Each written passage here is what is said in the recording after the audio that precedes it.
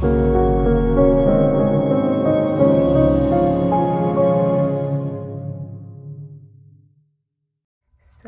first and foremost, welcome to Sweet Talks with Sylvi. I want to thank everybody who answered my question that I posted on my social media accounts. It's very appreciated. I really felt some of y'all answers. I'm glad that you feel comfortable enough to tell me. This video is going to be a little touchy for some people, and I'm aware of that. I hope that it helps people in a way, and I don't want anybody to take offense to it at all. So first, I want to tell everybody how these videos are going to work. I decided not to do podcasts anymore.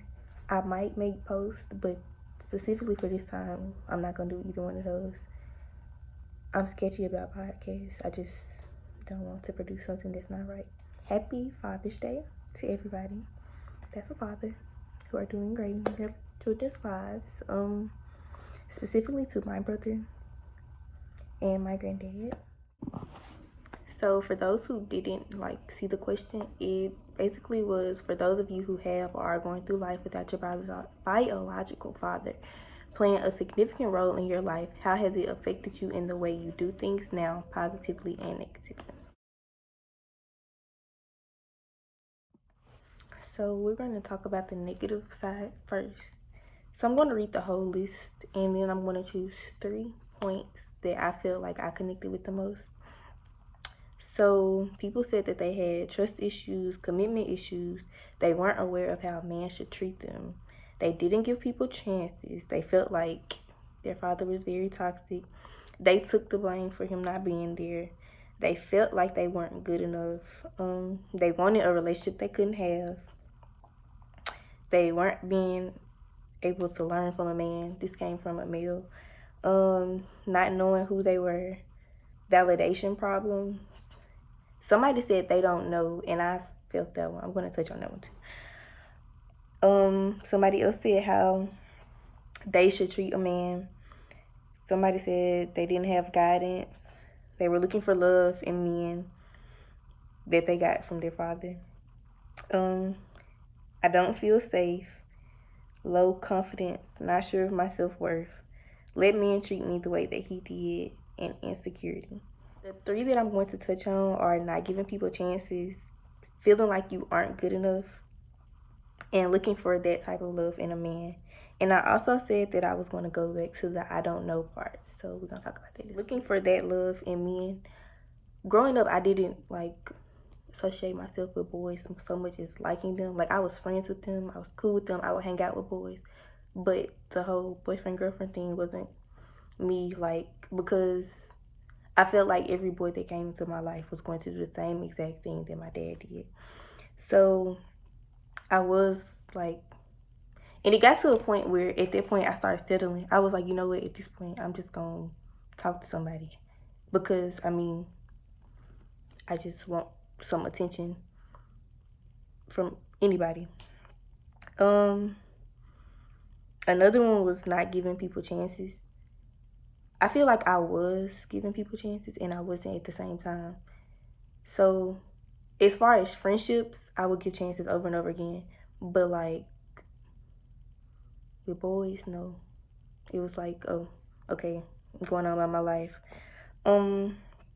Another one was feeling that I wasn't good enough.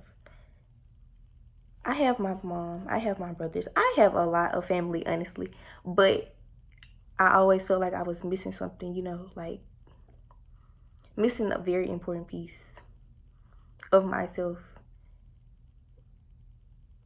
So I didn't know how to deal with it for a very long time. And the last one was I don't know. Okay, this might sound really weird to some people, but I felt this for a long time as well. I didn't know how to feel. How does a girl feel knowing her dad isn't going to be around? It's a complicated way of your brain to work. You don't know what's going on. You don't know why. You can't answer questions, and it's your brain is just cycling and cycling questions, but you don't have any answers. So yeah, I agree with that one as well. it was also two quotes that I feel like I should take out of people's messages that they sent me that was really like mind blowing. The first one was fun was more important than him. Fun was more important to him than spending time with his child. And that was, yeah, because it's like, you know, how does that make a child feel? All of that little stuff. The other one was little piece of love. A little piece of love is better than the nothing that I've received for this long. And I think a lot of us who deal with this, like, we value the smallest taste of love that we can get because it's like we don't have it at all. So if we get something, you know, like, it's better than nothing. So positive effects. The list reads: reevaluate relationships to strengthen with people that you love, gives you a point to prove, teaches resilience, motivates you to be a better person. You become independent and self-reliant and you figure things out on your own. So the three that I'm going to touch on are the ones that say gives you a point to prove, motivates you to be a better person, and figuring things out on your own. I feel like all three of those tie in together. So basically, I felt like when I was younger, I did make good grades. Not because, honestly, for a long time, it wasn't for me. It was like okay, maybe if I do very good, like, you know, he'll come back. Like, I don't know. Me, like, doing great things would make somebody want to come back to love me. Okay, it sounds crazy now that I'm thinking about it, but I was young and now I don't. Like, everything I do is for me, so it's just pushed me to a point of do better for me, like, live my life for me. I did feel like I had a point to prove, like, you know, I can do this without you. You don't have to be here. But, okay, this can be positive and negative now that I think about it. If you, like, overdo it, it can become negative. But I see the point of, like, giving yourself a point to prove, like, self-motivation and motivating you to become a better person because you don't want to be, like, somebody that treated you, like, bad, you know.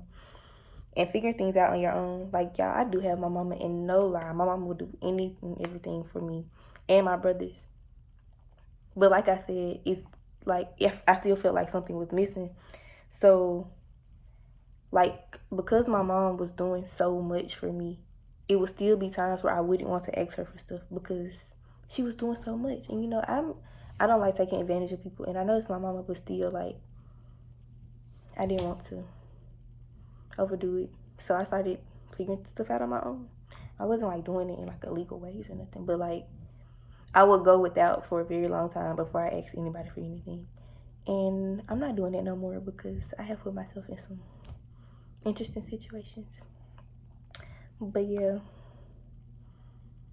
it did cause me to do stuff a lot on my own and caused me to not do stuff for myself. But now I've gotten to a point where I live for me. I do things for me. So one of the messages I got said that their father's father, God, has never turned his back on me and has given me the world. I need to find comfort in him and not be so dependent emotionally on a man. And I think this is a message to all of us, everybody in the world, not just those who don't have their fathers in their lives. But I think we should stop, like, focusing so much on people and finding love and comfort in people and, like, be way more dependent on God because that's what he's there for. Like, we don't take advantage of the fact that we have somebody who loves us unconditionally. We only focus on people who don't love us, who are doing us bad, and it's like that's not gonna get you too far in life. So I say that to say I feel like we all should be focused. You know, just come back to our Father in heaven, and I think we'll be good. I think we'll know how to deal with things better because I know when I first got to college, like, I was still kind of emotionally broken from not having the presence of my dad, but I had to realize, like, at this point, it is what it is. You forgive and you move on, you know. So I started reading the scripture more. I started studying for myself, learning things on my own. And I did find peace. And I feel like I've gotten off that track right now, but I'm getting back on. And I also want to say, don't ever feel like just because you mess up that you can't go back to God. Don't ever feel like that. So yeah. The purpose of this video was more so to be in response to the posts that people have been making regarding Father's Day, and people posting stuff for their moms on Father's Day and bashing their dads. Okay, I'm not here for bashing. I'm really not here for it. But I also feel like you can't tell people what to post. You can't tell people how to deal with their emotions. You can't tell people what to do. Some people's outlets are their social media accounts, and I mean, that's fine. If you don't want to see it, don't follow them, you know. And as far as posting your mom on Father's Day, like I said, you can't tell people what to do. I know for a fact my second oldest brother is going to post my mom every Father's Day, and I'm completely fine with that because that's what he wants to do. That's how he feels, and nobody else can tell him how to feel.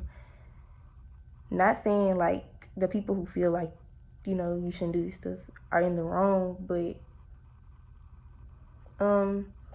respect the fact that some holidays are extremely triggering for people, and not just Father's Day, Mother's Day, but Christmas, Thanksgiving. It's just all holidays like can be extremely triggering, and that's when people feel like they should post their emotions, and that's perfectly fine. Like if that's what they want to do. Everybody doesn't have an outlet that they can go to. Everybody doesn't have a person. Everybody doesn't have a therapist. Everybody can't afford therapy.